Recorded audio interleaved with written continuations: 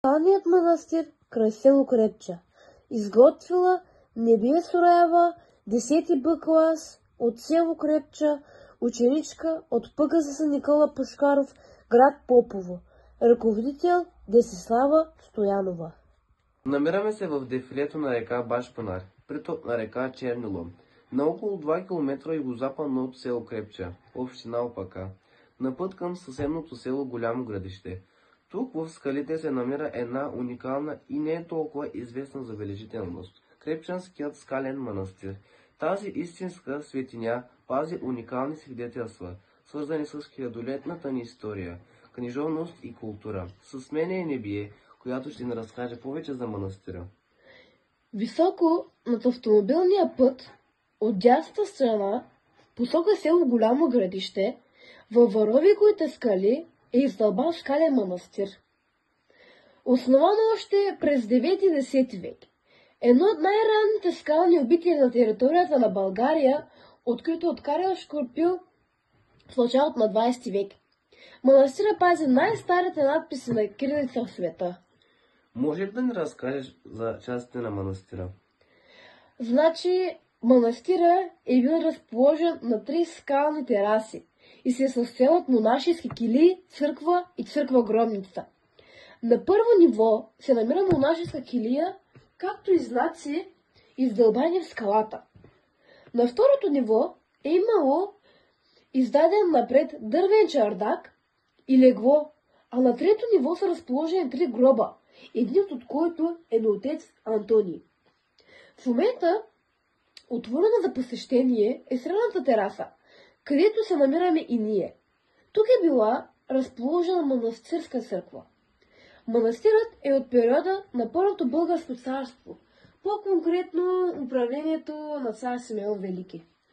Знам, че това място е известно с един надпис. Може да разкаже повече за него? Да, Емин. Най-голямото богатство на Крепченската скална обител са надписите, които са около 20 на брой и са на кирилица.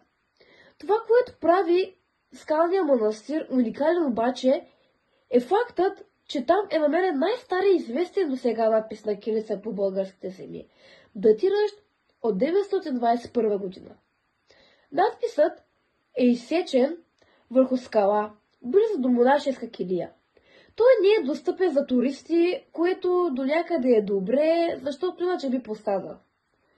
Надписът е от 9 реда, като от него се разчитат най-добре първите 3, а следващите съдържат отделни букви и думи.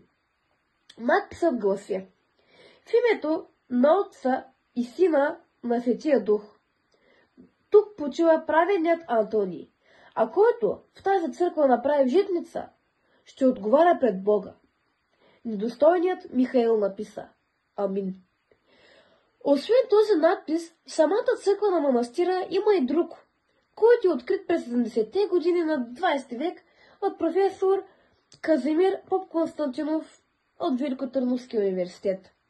Професорът разчита надписа като: в 921 година, през месец октомври, в 10-ти ден, почина Божият раб Антон. Тези два надписа до момента се смятат за най-ранните записи на кирилица по нашите земи. От тях научаваме, че монах на име Антоний е основал Крепченски скален манастир в края на 9-ти началото на 10 век. Монахът умира през 921 година, което е отразено на един от надписите в обителта. Именно той се счита за най-рано датиращият надпис на кирилица в света, открит до момента. Това означава, че Антоний е починал 25 години преди Свети Иван Рилски и 6 години преди цар Симеон I. Вече сме към края на нашия репортаж. Небие, какво би казал на хората, които още не са дошли тук? Разходката до Крепченския манастир няма да ви остави безразлични, а богатството, което пази, е скъпоценен диамант в короната на българската история и книжовност, с което можем само да се гордеем.